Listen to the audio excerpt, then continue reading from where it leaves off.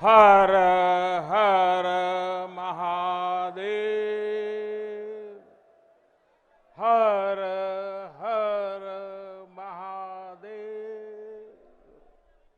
नमः पार्वती पते। माता अन्नपूर्णा की, गंगा मैया की। इस ऐतिहासिक आयोजन में उपस्थित उत्तर प्रदेश की राज्यपाल श्रीमती आनंदीबेन पटेल, उत्तर प्रदेश के मुख्यमंत्री कर्मयोगी श्री योगी आदित्यनाथ जी, भारतीय जनता पार्टी के राष्ट्रीय अध्यक्ष, हम सबके मार्गदर्शक श्रीमान जेपी नड्डा जी, उप मुख्यमंत्री भाई केशव प्रसाद मौर्य जी, दिनेश शर्मा जी, केंद्र में मंत्रिपरिषद के मेरे साथी महेंद्र नाथ पांडे जी, उत्तर प्रदेश भारतीय जनता पार्टी के अध्यक्ष स्वतंत्र देव सिंह जी, यहां के मंत्री श्रीमान नीलकंठ तिवारी जी, देश के हर कोने से आए हुए पूज्य संतगण और मेरे प्यारे काशीवासी,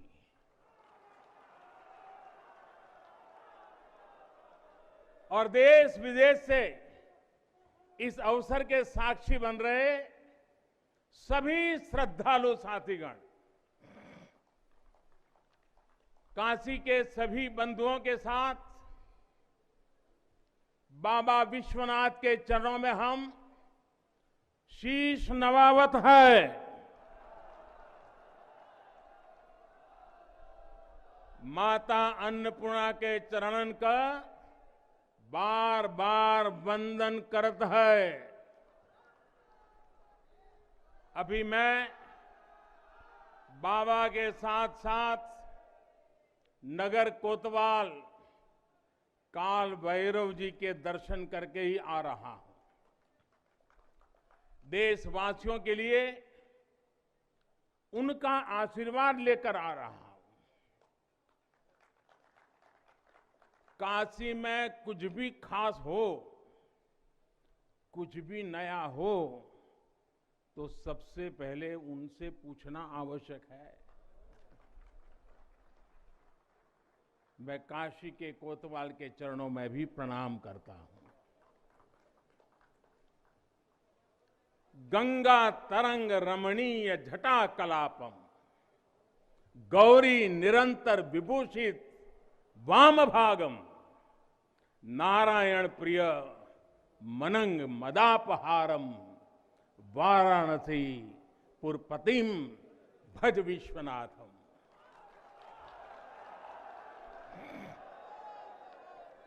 हम बाबा विश्वनाथ दरबार से देश दुनिया के उन श्रद्धालु जनन के प्रणाम करत है जो अपने अपने स्थान से इस महायज्ञ के साक्षी बनत होन।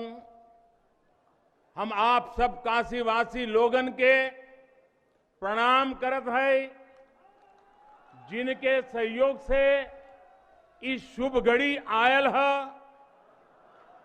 हृदय गदगद है, मन आह्लादित है। आप सब लोगन के बहुत बहुत बधाई है।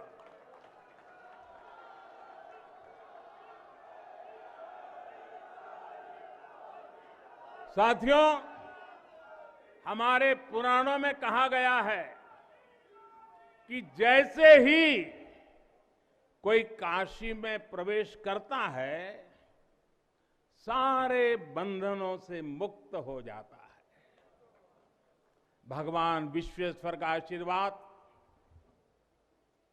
एक अलौकिक ऊर्जा यहां आते ही हमारे अंतर आत्मा को जागृत कर देती है। और आज तो इस चीर चैतन्य काशी की चेतना में एक अलग ही स्पंदन है। आज आदि काशी की अलौकिकता में एक अलग ही आभा है। आज शाश्वत बनारस के संकल्पों में एक अलग ही सामर्थ्य दिख रहा है। हमने शास्त्रों में सुना है, जब भी कोई पुण्य अवसर होता है तो सारे तीर्थ, सारी देवीय शक्तियां बनारस में बाबा के पास उपस्थित हो जाती है। कुछ वैसा ही अनुभव आज मुझे बाबा के दरबार में आकर हो रहा है। ऐसा लग रहा है कि हमारा पूरा चेतन ब्रह्मांड इससे जुड़ा हुआ है। वैसे तो अपनी माया का विस्तार बाबा ही जाने, लेकिन जहां तक हमारी मानवीय दृष्टि जाती है, विश्वनाथ धाम के इस पवित्र आयोजन के इसे समय पर इस समय पूरा विश्व जुड़ा हुआ है। साथियों, आज भगवान शिव का प्रिय दिन सोमवार है। आज विक्रम संवत 2078 मार्गशीर्ष शुक्ल पक्ष दशमी तिथि एक नया इतिहास रच रही है।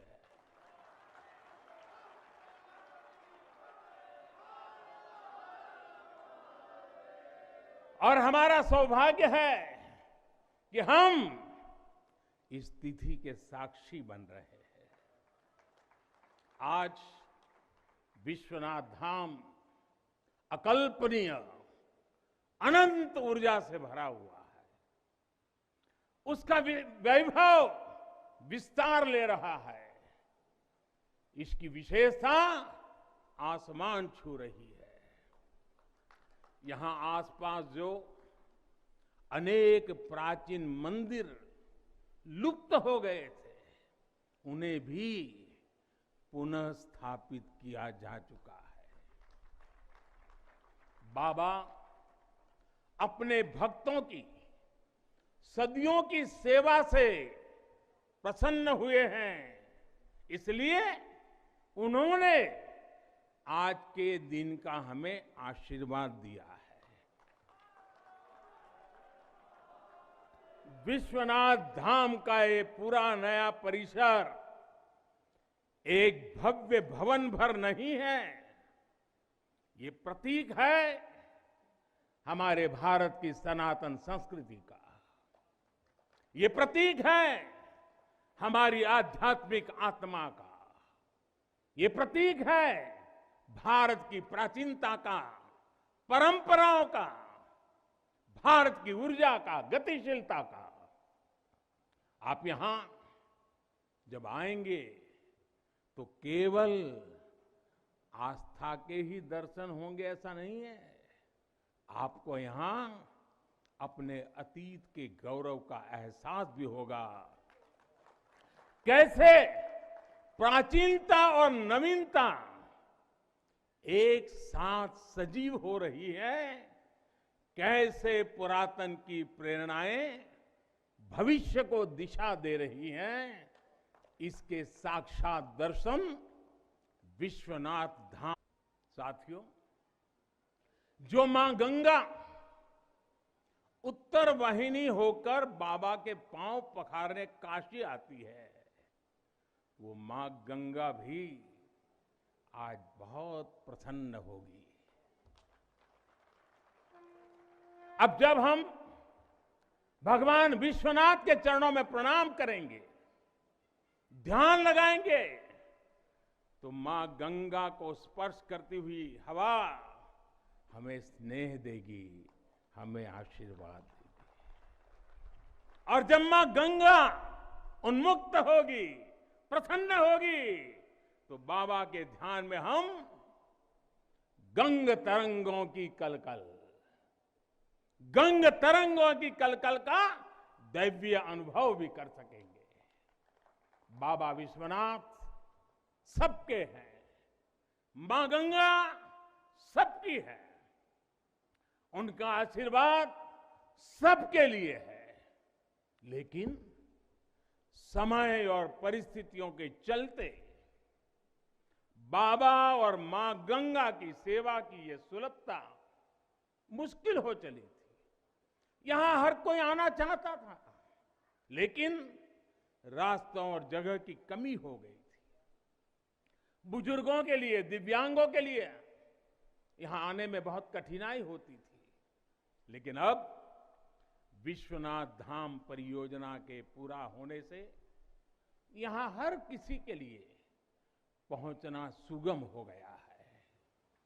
हमारे दिव्यांग भाई बहन, बुजुर्ग माता पिता सीधे बोर्ड से जेटी तक आएंगे। जेटी से घाट तक आने के लिए भी एस्केलेटर लगाए गए हैं। वहां से सीधे मंदिर तक आ सकेंगे। संकरे रास्तों की वजह से दर्शन के लिए जो घंटों तक का इंतजार करना पड़ा था, जो परेशानी होती थी, वो भी अब कम होगी। पहले यहां जो मंदिर क्षेत्र केवल 3000 वर्ग फीट में था, वो अब करीब करीब 5 लाख वर्ग फीट का हो गया।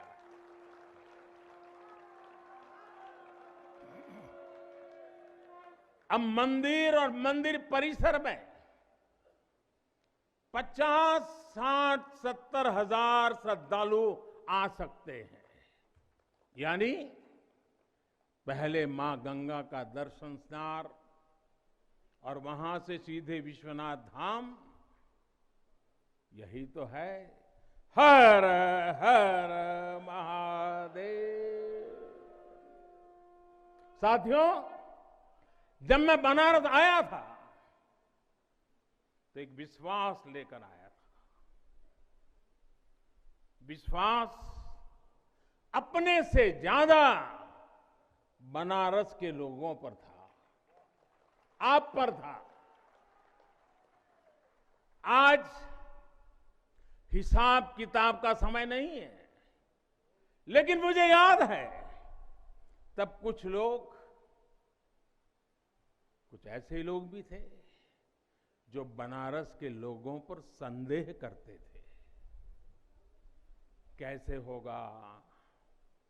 होगा ही नहीं, यहां तो ऐसे ही चलता है। ये मोदी जी जैसे बहुत आके गए।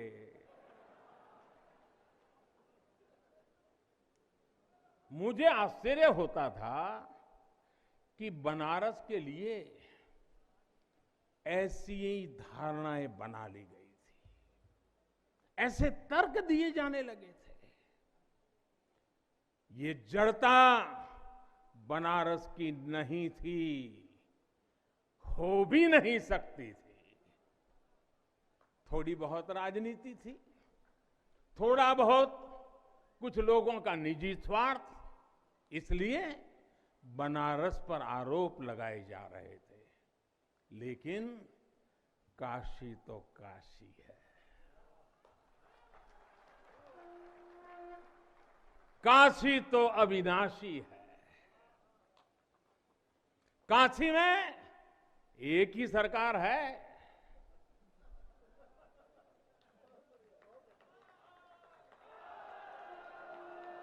जिनके हाथों में डमरू है, उनकी सरकार है।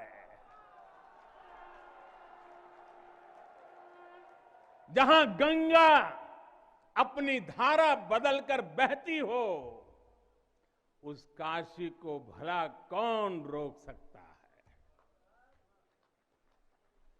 काशी खंड में भगवान शंकर ने खुद कहा है, विना मम प्रसादम वै कह काशी प्रति प्रद्युत्ते। अर्थात बिना मेरी प्रसन्नता के काशी में कौन आ सकता है, कौन इसका सेवन कर सकता है। काशी में महादेव की इच्छा के बिना न कोई आता है और न यहां उनकी इच्छा के बिना कुछ होता है। यहां जो कुछ होता है महादेव की इच्छा से होता है। ये जो कुछ भी हुआ है महादेव ने ही किया है।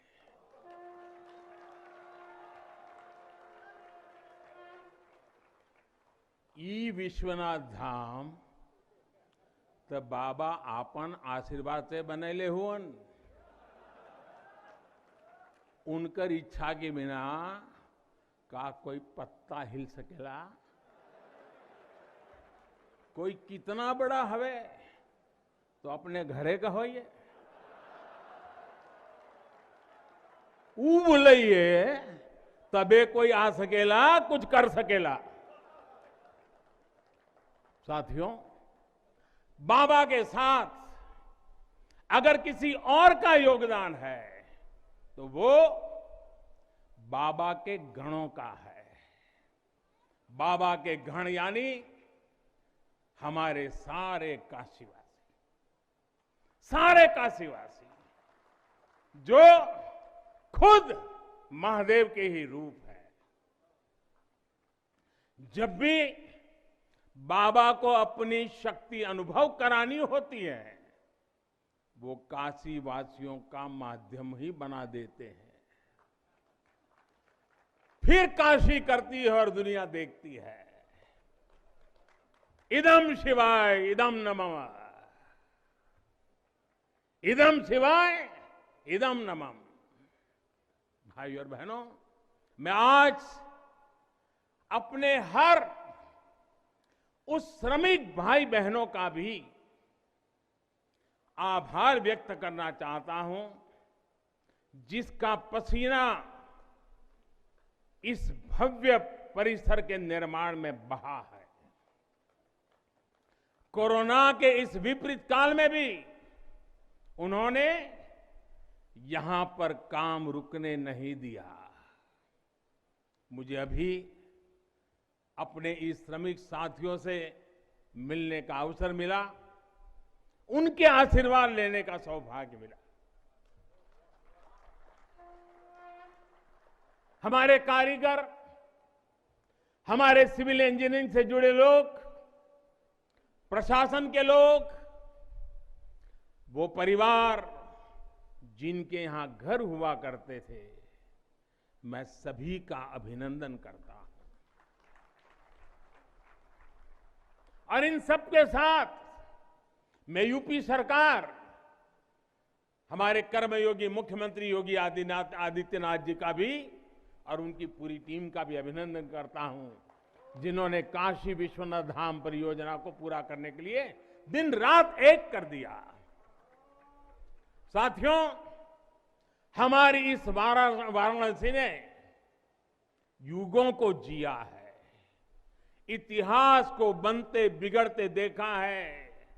कितने ही कालखंड आए गए, कितनी ही सल्तनतें उठी और मिट्टी में मिल गई, फिर भी बनारस बना हुआ है। बनारस अपना रस बिखेर रहा है।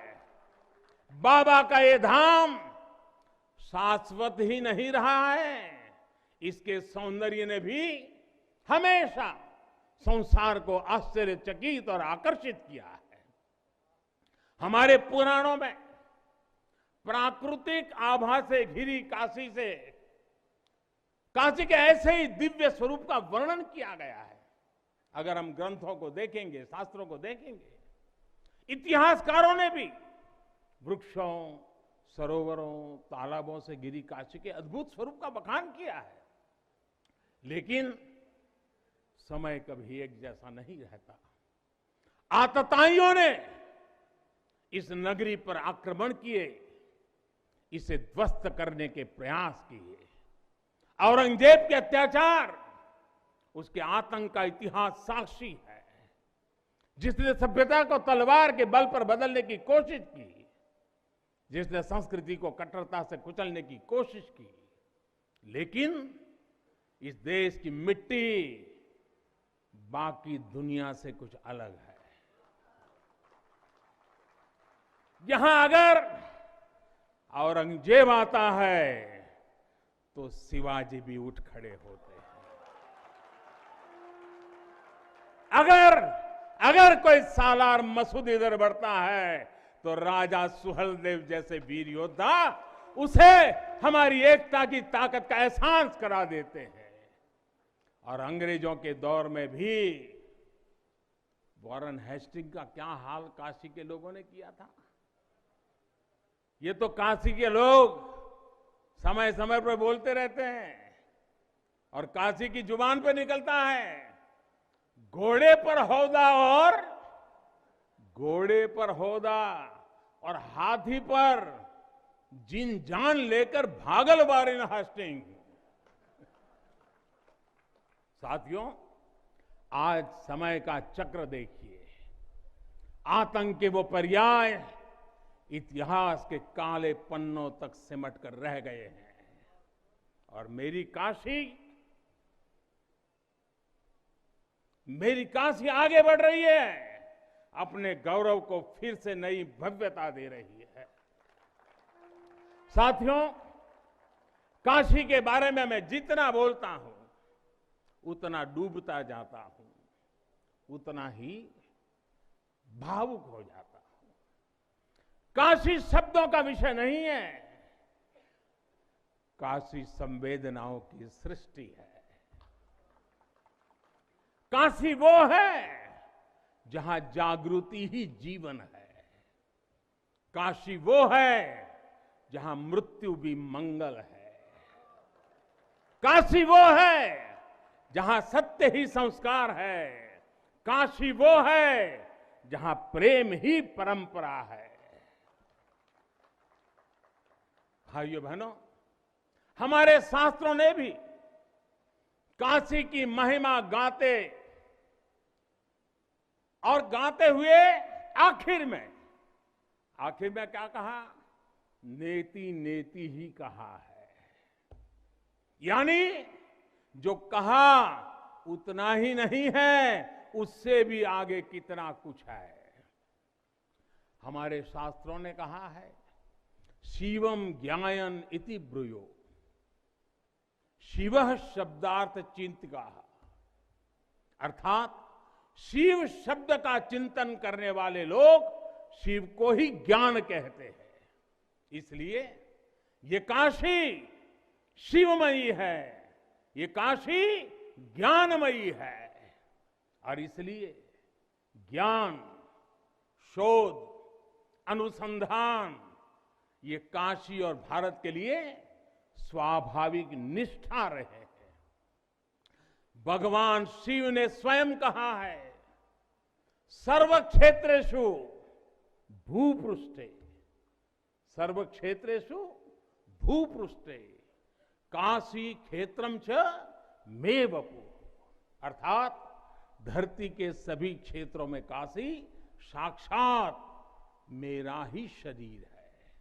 इसलिए यहां का पत्थर, यहां का हर पत्थर शंकर है।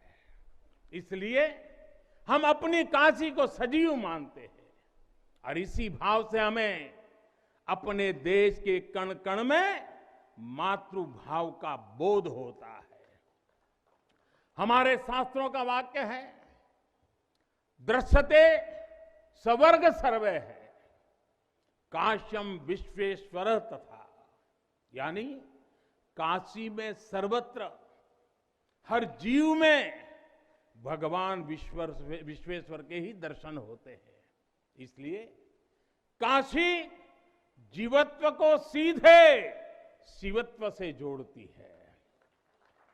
हमारे ऋषियों ने भी कहा है, विश्वेश्वम शरणम याया समे बुद्धि प्रदास्यति, अर्थात भगवान विश्वेश्वर की शरण में आने पर समबुद्धि व्याप्त हो जाती है। बनारस वो नगर है जहां से जगत गुरु शंकराचार्य को श्री डोम राजा की पवित्रता से प्रेरणा मिली। उन्होंने देश को एकता के सूत्र में बांधने का संकल्प लिया। ये वो जगह है जहां भगवान शंकर की प्रेरणा से गोस्वामी तुलसीदास जी ने रामचरितमानस जैसी अलौकिक रचना की। यहीं की धरती सारनाथ में भगवान बुद्ध का बोध संसार के लिए प्रकट हुआ। समाज सुधार के लिए कबीरदास जैसे मनीषी यहां प्रकट हुए। समाज को जोड़ने की जरूरत थी तो संत रविदास जी की भक्ति की शक्ति का केंद्र भी ये काशी बनी। ये काशी अहिंसा और तप की प्रतिमूर्ति 4 जैन तीर्थंकरों की धरती है। राजा हरिश्चंद्र की सत्यनिष्ठा से लेकर वल्लभाचार्य और रामानंद जी के ज्ञान तक, चैतन्य महाप्रभु और समर्थ गुरु रामदास के से लेकर स्वामी विवेकानंद और मदन मोहन मालवीय तक कितने ही ऋषियों और आचार्यों का संबंध काशी की पवित्र धरती से रहा है। छत्रपति शिवाजी महाराज ने यहां प्रेरणा पाई। रानी लक्ष्मीबाई से लेकर चंद्रशेखर आजाद तक कितने ही सेनानियों की कर्मभूमि जन्मभूमि काशी रही है। भारतेंदु हरिश्चंद्र, जयशंकर प्रसाद, मुंशी प्रेमचंद, पंडित रविशंकर और बिस्मिल्लाह खान जैसी प्रतिभाएं इस स्मरण को कहां तक लेते जाए, कितना कहते जाए, भंडार भरा पड़ा है। जिस तरह काशी अनंत है वैसे ही काशी का योगदान भी अनंत है। काशी के विकास में इन अनंत पुण्य आत्माओं की ऊर्जा शामिल है। इस विकास में भारत की अनंत परंपराओं की विरासत शामिल है। इसलिए हर मत मतांतर के लोग, हर भाषा वर्ग के लोग यहां आते हैं तो यहां से अपना जुड़ाव महसूस करते हैं। साथियों, काशी हमारे भारत की सांस्कृतिक, आध्यात्मिक, राजधानी तो है ही, ये भारत की आत्मा का एक जीवंत अवतार भी है। आप देखिए, पूरब और उत्तर को जोड़ती हुई यूपी में बसी ये काशी, यहां विश्वनाथ मंदिर को तोड़ा गया तो मंदिर का पुनर्निर्माण माता अहल्याबाई होलकर ने करवाया। जिनकी जन्मभूमि महाराष्ट्र थी, जिनकी कर्मभूमि इंदौर, माहेश्वर और अनेक क्षेत्रों में थी, उन माता अहल्याबाई होलकर को आज मैं इस अवसर पर नमन करता हूं। 200-250 साल पहले उन्होंने काशी के लिए इतना कुछ किया था।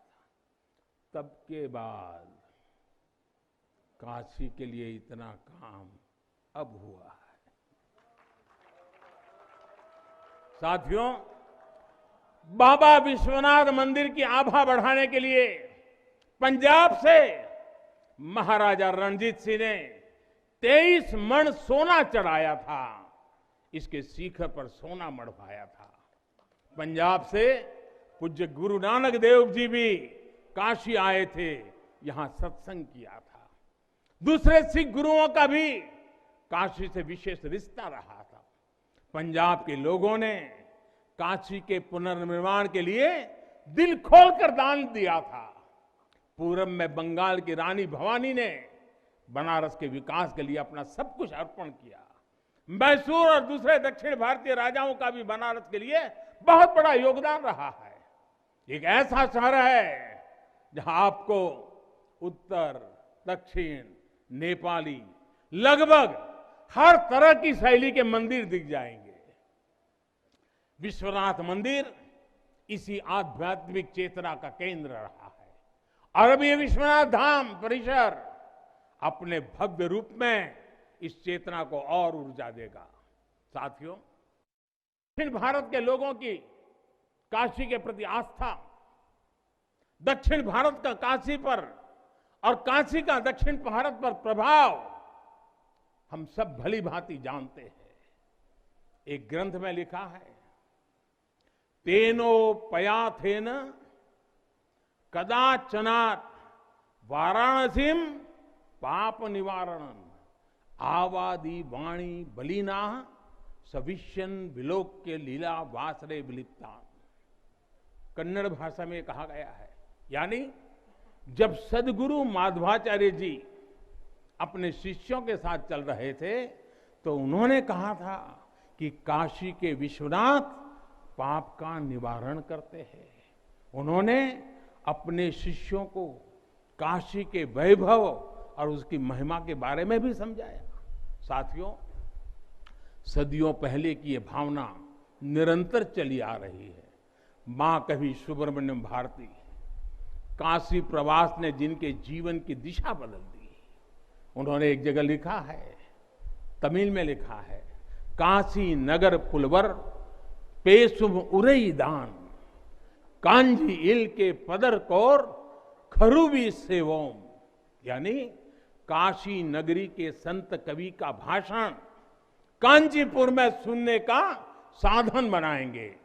काशी से निकला हर संदेश ही इतना व्यापक है कि देश की दिशा बदल देता है।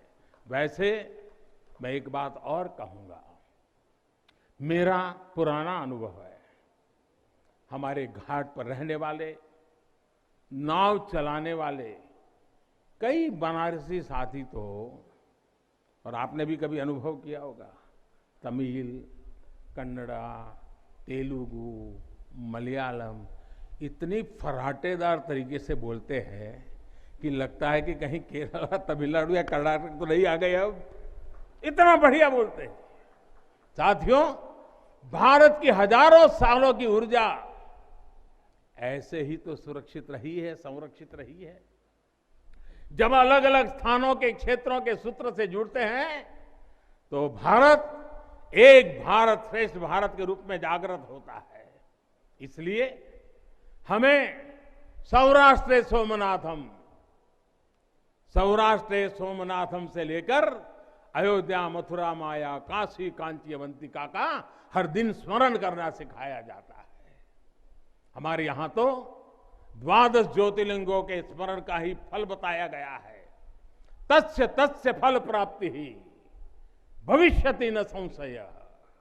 यानी सोमनाथ से लेकर विश्वनाथ तक 12 ज्योतिर्लिंगों का स्मरण करने से हर संकल्प सिद्ध हो जाता है, इसमें कोई संशय ही नहीं है। ये संशय इसलिए नहीं है क्योंकि स्मरण के बहाने पूरे भारत का भाव एकजुट हो जाता है, और जब भारत का भाव आ जाए तो संशय कहां रह जाता है, असंभव क्या बचता है। साथियों, ये भी सिर्फ संयोग नहीं है कि जब भी काशी ने करवट ली है, कुछ नया किया है, देश का भाग्य भी बदला है। बीते 7 वर्षों से काशी में चल रहा विकास का महायज्ञ आज एक नई ऊर्जा को प्राप्त कर रहा है। काशी विश्वनाथ धाम का लोकार्पण भारत को एक निर्णायक दिशा देगा, एक उज्जवल भविष्य की तरफ ले जाएगा। ये परिसर साक्षी है हमारे सामर्थ्य का, हमारे कर्तव्य का। अगर सोच लिया जाए, ठान लिया जाए तो असंभव कुछ भी नहीं है। हर भारतवासी की भुजाओं में वो बल है, हर भारतवासी की भुजाओं में वो बल है जो अकल्पनीय को साकार कर देता है। हम तब जानते हैं, हम तपस्या जानते हैं, देश के लिए दिन रात खपना जानते हैं। चुनौती कितनी ही बड़ी क्यों ना हो, हम भारतीय मिलकर उसे परास्त कर सकते हैं। विनाश करने वालों की शक्ति कभी भारत की शक्ति और भारत की भक्ति से बड़ी नहीं हो सकती। याद रखिए, जैसी दृष्टि से हम खुद को देखेंगे, वैसी ही दृष्टि से विश्व भी हमें देखेगा। मुझे खुशी है कि सदियों की गुलामी ने हम पर जो प्रभाव डाला था, जिस हीन भावना से भारत को भर दिया गया था, अब आज का भारत उससे बाहर निकल रहा है। आज का भारत सिर्फ सोमनाथ मंदिर का सौंदर्यीकरण ही नहीं करता, बल्कि समंदर में हजारों किलोमीटर ऑप्टिकल फाइबर भी बिछा रहा है। आज का भारत सिर्फ बाबा केदारनाथ मंदिर का जीर्णोद्धार ही नहीं कर रहा, बल्कि अपने दमखम पर अंतरिक्ष में भारतीयों को भेजने की तैयारी में जुटा है। आज का भारत सिर्फ अयोध्या में प्रभु श्री राम का मंदिर ही नहीं बना रहा, बल्कि देश के हर जिले में मेडिकल कॉलेज भी बना रहा है। आज का भारत सिर्फ बाबा विश्वनाथ धाम को भव्य रूप ही नहीं दे रहा, बल्कि गरीब के लिए करोड़ों पक्के घर भी बना रहा है। साथियों, नए भारत में अपनी संस्कृति का गर्व भी है और अपने सामर्थ्य पर उतना ही भरोसा भी है। नए भारत में विरासत भी है और विकास भी है। आप देखिए, अयोध्या से जनकपुर आना जाना आसान बनाने के लिए राम जन्म की मार्ग का निर्माण हो रहा है। आज भगवान राम से जुड़े स्थानों को रामायण सर्किट से जोड़ा जा रहा है और साथ ही रामायण ट्रेन चलाई जा रही है। बुद्ध सर्किट पर ही काम हो रहा है, तो साथ ही कुशीनगर में इंटरनेशनल एयरपोर्ट भी बनाया गया है। करतारपुर साहिब कॉरिडोर का निर्माण किया गया है, तो वहीं हेमकुंड साहिब जी के दर्शन आसान बनाने के लिए रोपवे बनाने की भी तैयारी है। उत्तराखंड में 4 धाम सड़क महापरियोजना पर भी तेजी से काम जारी है। भगवान विट्ठल के करोड़ों भक्तों के आशीर्वाद से श्री संत ज्ञानेश्वर महाराज पालकी मार्ग और संत तुकाराम महाराज पालकी मार्ग का भी काम अभी कुछ हफ्ते पहले शुरू हो चुका है। साथियों, केरला में गुरुवायूर मंदिर हो या तमिलनाडु में कांचीपुरम वेलंकानी, तेलंगाना का जोगलांबा देवी मंदिर हो या फिर बंगाल का बेलूर मठ, गुजरात में द्वारका जी हो या फिर अरुणाचल प्रदेश का परशुराम कुंड, देश के अलग अलग राज्यों में हमारी आस्था और संस्कृति से जुड़े ऐसे अनेकों पवित्र स्थानों पर पूरे भक्ति भाव से काम किया गया है, काम चल रहा है। भाइयों और बहनों, आज का भारत अपनी खोई हुई विरासत को फिर से संजो रहा है। यहां काशी में तो माता अन्नपूर्णा खुद विराजती है। मुझे खुशी है कि काशी से चुराई गई मां अन्नपूर्णा की प्रतिमा 1 शताब्दी के इंतजार के बाद, 100 साल के बाद अब फिर से काशी में स्थापित की जा चुकी है। माता अन्नपूर्णा की कृपा से कोरोना के कठिन समय में देश ने अपने अन्न भंडार खोल दिए। कोई गरीब भूखा न सोए, इसका ध्यान रखा। मुफ्त राशन का इंतजाम किया।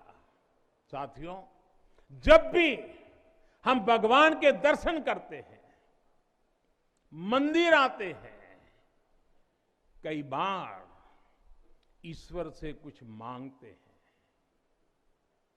कुछ संकल्प लेकर भी जाते हैं। मेरे लिए तो जनता जनार्दन ईश्वर का रूप है। मेरे लिए हर भारतवासी ईश्वर का ही अंश है। जैसे सब लोग भगवान के पास जाकर के मांगते हैं, जब मैं आपको भगवान मानता हूं, जनता जनार्दन को ईश्वर का रूप मानता हूं, तो मैं आज आपसे कुछ मांगना चाहता हूं। मैं आपसे कुछ मांगता हूं।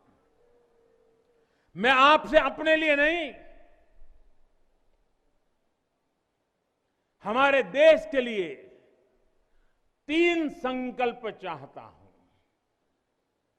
भूल मत जाना, 3 संकल्प चाहता हूं और बाबा की पवित्र धरती से मांग रहा हूं। पहला, स्वच्छता, दूसरा सृजन और तीसरा आत्मनिर्भर भारत के लिए निरंतर प्रयास।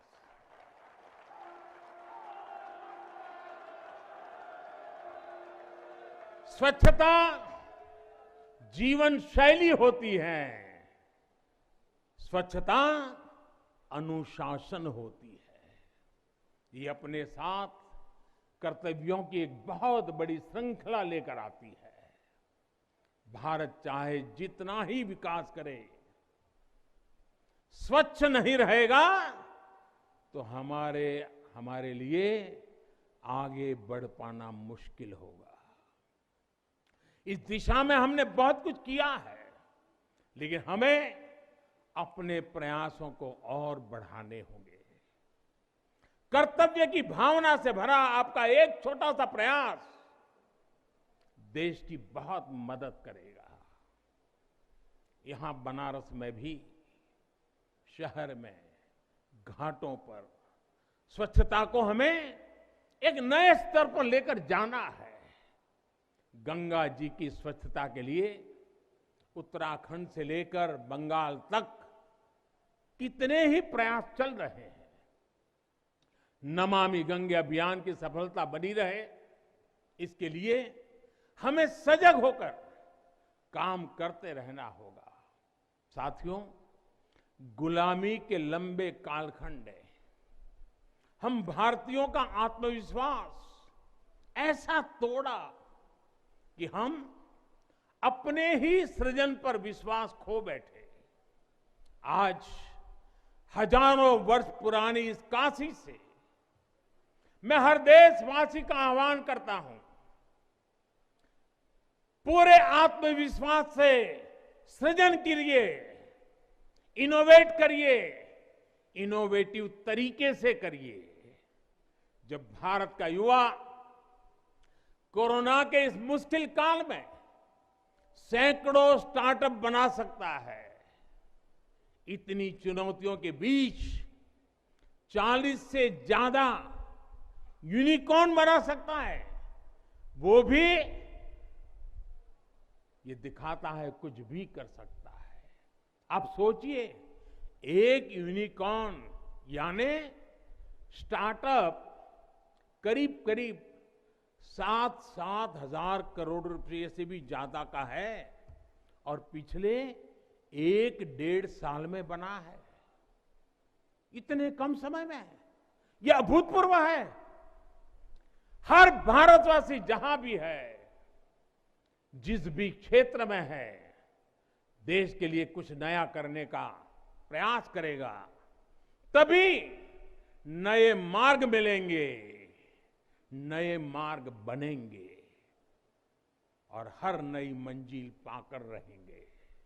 भाइयों और बहनों, तीसरा एक संकल्प जो आज हमें लेना है वो है आत्मनिर्भर भारत के लिए अपने प्रयास बढ़ाने का। ये आजादी का अमृत काल है। हम आजादी के 75वें साल में है, जब भारत 100 साल की आजादी का समारोह बनाएगा।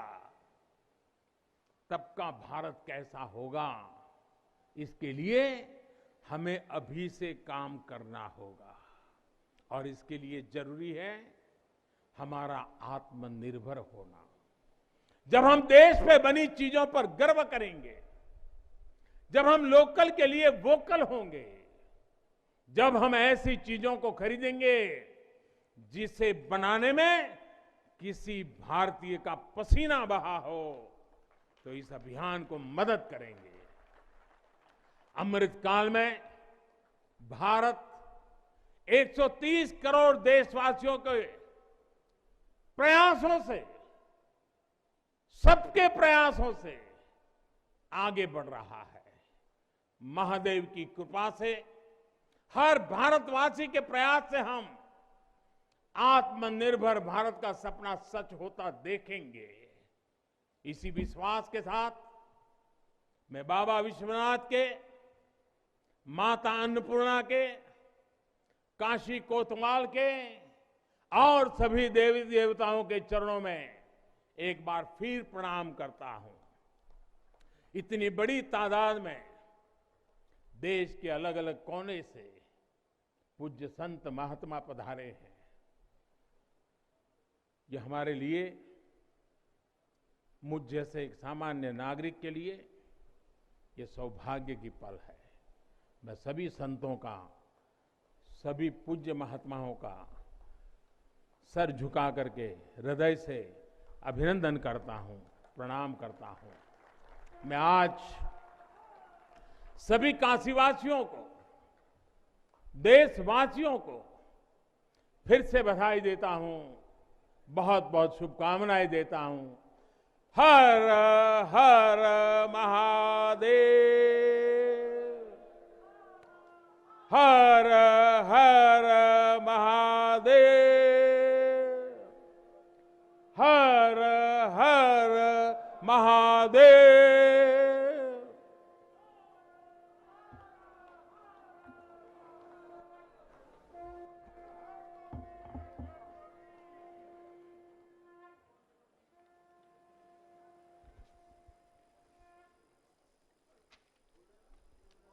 बहुत बहुत धन्यवाद माननीय प्रधानमंत्री जी, आपके प्रेरणादायी ओजस्वी उद्बोधन के लिए।